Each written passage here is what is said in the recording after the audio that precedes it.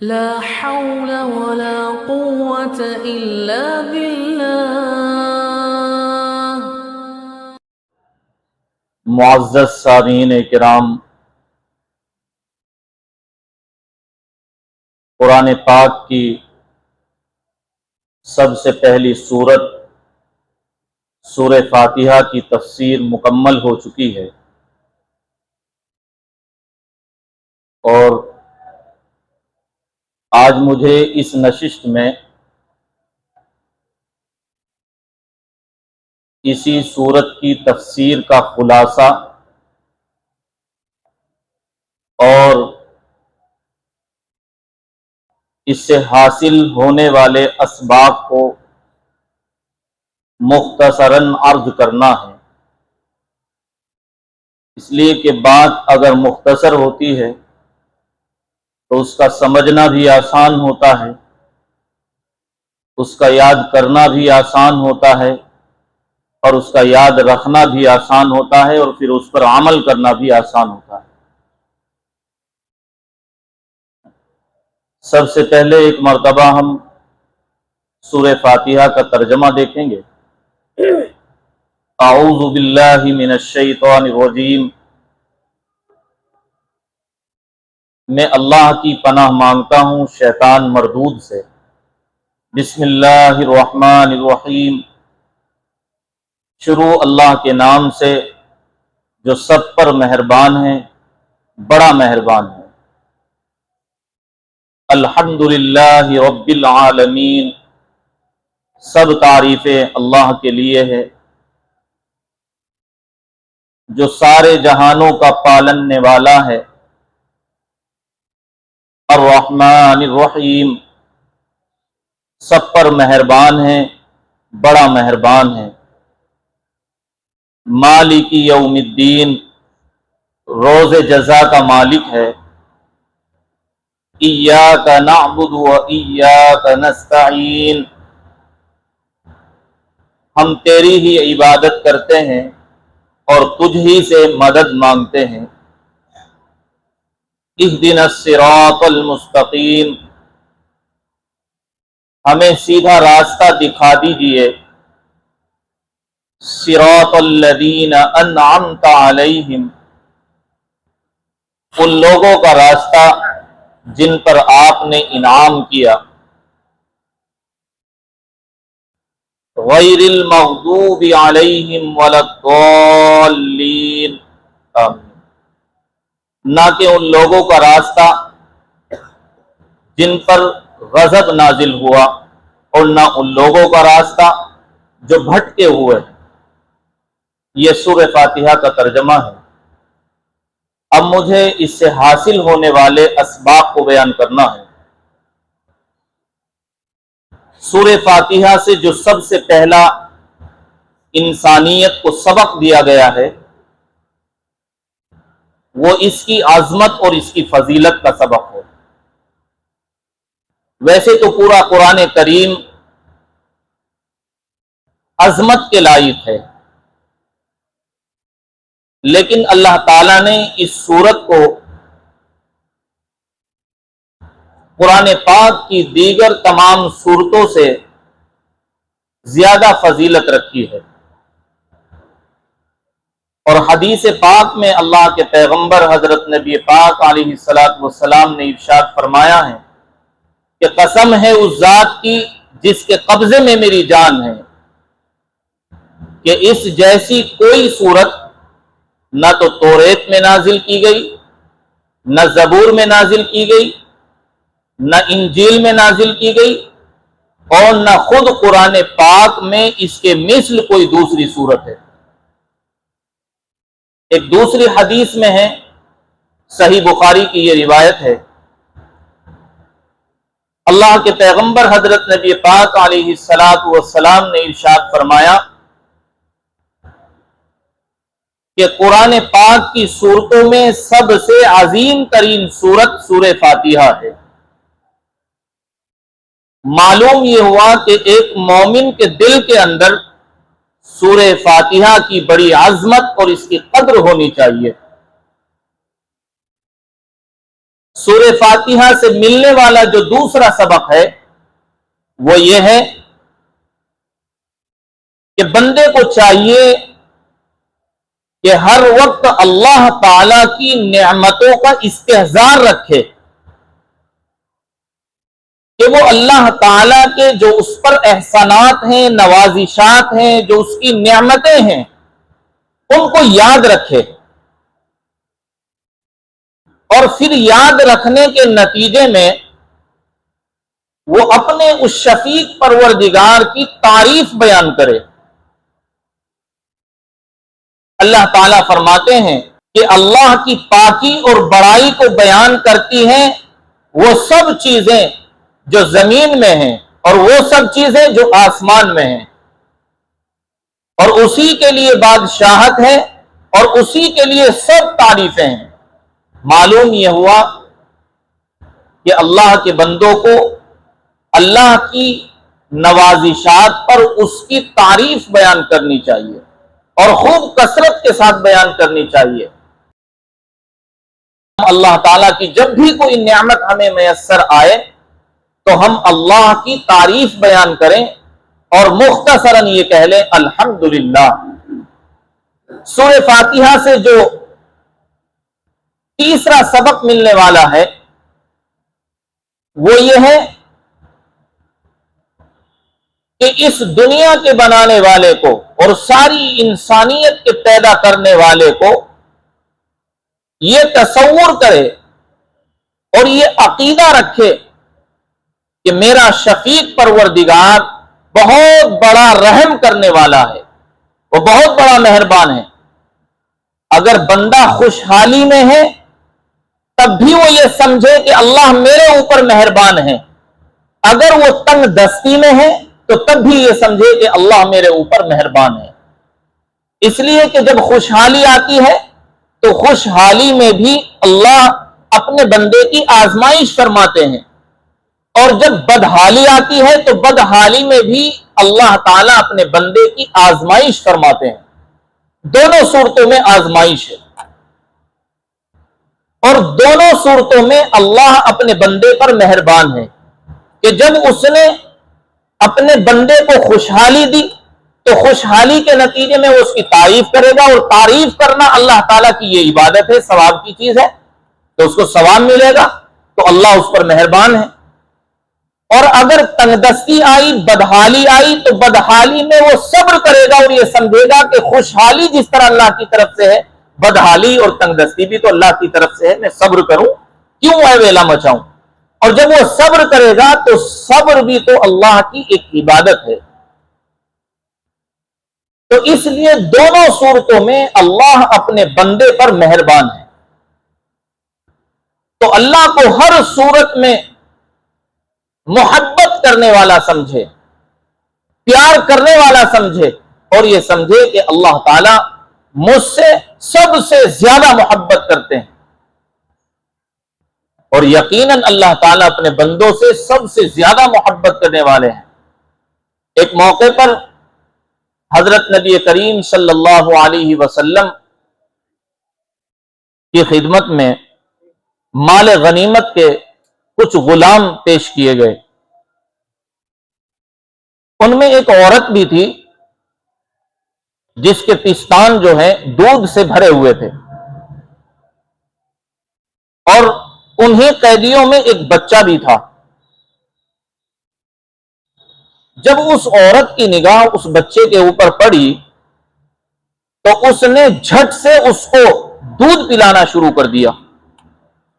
اللہ کے پیغمبر نے ماں کی اس شفقت کے منظر کو دیکھا تو صحابہ کی طرف متوجہ ہوئے اور عرض کیا کہ تم اس ماں کی اس بچے سے شفقت کو دیکھ رہے ہو، کیا تم خیال کرتے ہو کہ یہ ماں اس بچے کو آگ کے حوالے کر دے گی؟ تو صحابہ نے عرض کیا کہ یا رسول اللہ، جب تک اس کی جان میں جان رہے گی اور اس کو قدرت حاصل رہے گی تو کبھی بھی کسی بھی صورت میں یہ اپنے بچے کو آگ کے حوالے نہیں کرے گی۔ تو اللہ کے پیغمبر حضرت نبی پاک علیہ الصلوۃ والسلام نے ارشاد فرمایا کہ پھر اللہ تعالی بھی اپنے بندے سے اس ماں سے کہیں زیادہ محبت کرتے ہیں. تو اللہ تعالیٰ اپنے بندے سے بے حد محبت کرتے ہیں. چوتھا سبق جو سورہ فاتحہ سے ہمیں ملتا ہے وہ یہ ہے کہ دنیا کا بھی حقیقی بادشاہ ہم اللہ تعالیٰ کو مانیں اور آخرت کا بھی بادشاہ اسی کو تصور کریں. حقیقت میں دنیا کی چیزوں کے بادشاہ بھی وہی ہیں، اس لیے کہ اگر کسی کو بادشاہت ہوتی تو اس کے اوپر موت طاری نہ ہوتی اور ہمیشہ وہ اس چیز کا مالک رہتا. لیکن اللہ تعالیٰ فرماتے ہیں کل نفس ذائقۃ الموت، ہر ایک نفس کو، ہر ایک ذی روح کو موت کا ذائقہ چکھنا ہے.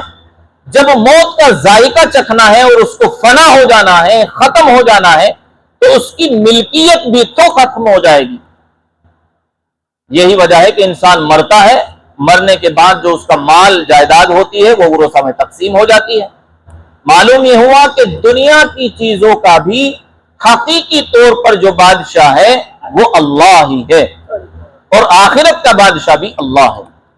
تو انسانوں کو چاہیے کہ وہ یہ تصور کریں کہ جس طرح آخرت کا بادشاہ اللہ ہے، اسی طرح دنیا کی ایک ایک چیز کا بادشاہ میری اللہ ہے. اس کا فائدہ یہ ہوگا کہ جب اس کو خوشحالی آئے گی تو اس کے اندر کبر نہیں آئے گا، اس کے اندر بڑائی نہیں آئے گی، اس کے اندر گھمنڈ نہیں آئے گا اور غرور نہیں آئے گا. بلکہ جب یہ کسی چیز کو یہ سمجھ رہا ہے کہ یہ میری نہیں ہے بلکہ حقیقی طور پر تو اس چیز کی ملکیت اللہ کو حاصل ہے اور اس چیز کے حقیقی طور پر اللہ مالک ہے، تو ظاہر سی بات ہے کہ اس بندے کو اس چیز پر ناز نہیں ہوگا.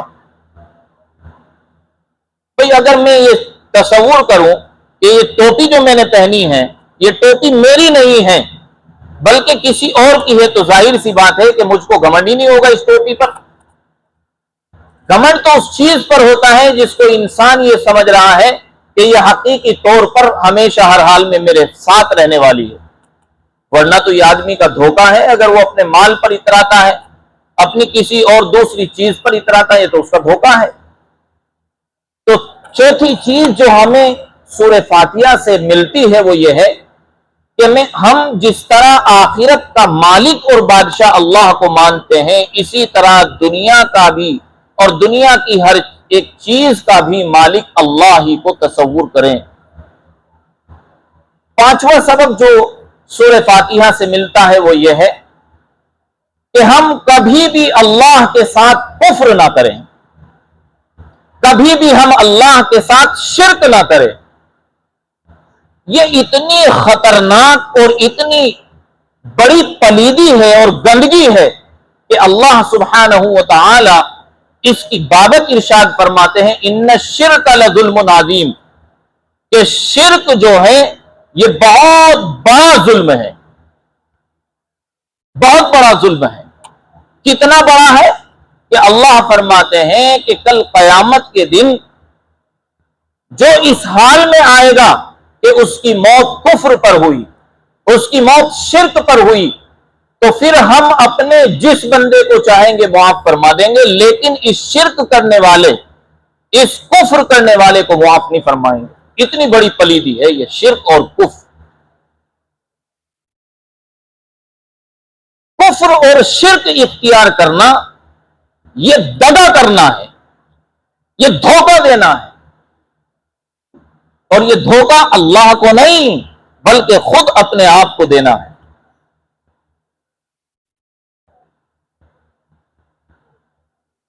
اس لیے ہم کبھی بھی جانے انجانے میں اللہ کے ساتھ کفر نہ کریں، اللہ کے ساتھ شرک نہ کریں. وَلَا تُشْرِكُوا بِاللَّهِ، اللہ کے پیغمبر نے اپنے صحابہ کو چند نصیحت فرمائی، ان میں ایک اہم ترین نصیحت یہ فرمائی وَلَا تُشْرِكُوا بِاللَّهِ، اور اللہ کے ساتھ شریک نہ، اللہ کے ساتھ شرک نہ، اس لیے کہ شرک کو اللہ معاف نہیں فرماتا. اور چھٹا سبق جو ملتا ہے وہ یہ ہے کہ ہم چھوٹی سے چھوٹی بڑی سے بڑی کوئی چیز بھی مانگے تو اللہ سے مانگے. مال کی تنگی ہے تو اللہ سے مانگے، بیماری ہے تو اللہ سے مانگے، اولاد چاہیے تو اللہ سے مانگے، یہاں تک کہ دنیا کی ہر ایک چیز اللہ سے مانگے، اس کے سوا کسی دوسرے کے سامنے ہاتھ نہ پھیلائیں. جب اللہ کو چھوڑ کر اللہ کا بندہ اس کے غیر کے سامنے ہاتھ پھیلاتا ہے تو اللہ کو بہت غصہ آتا ہے، اور یہ اللہ کے ساتھ شرک ہی ہے کہ ہم روزی مانگے تو غیر سے مانگے، ہم اولاد مانگے تو غیر سے مانگے، ہم کشادگی اور آرائش مانگے تو غیر سے مانگے، نہیں، اللہ سے، اللہ ہی سے مدد مانگے.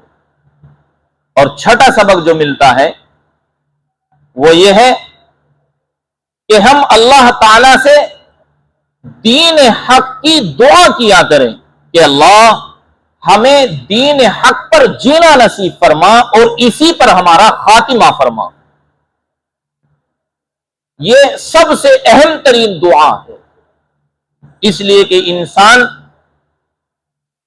اگر اس پر موت پا گیا اور اسی پر اس کا خاتمہ ہو گیا کہ اس کا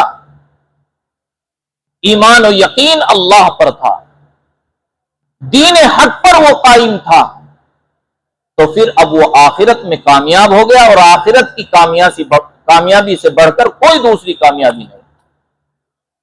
اس لیے بندہ اللہ سے دین حق کی دعا کرتا رہے کہ اللہ مجھے دین حق پر جینا نصیب فرما اور اسی پر میرا خاتمہ فرما.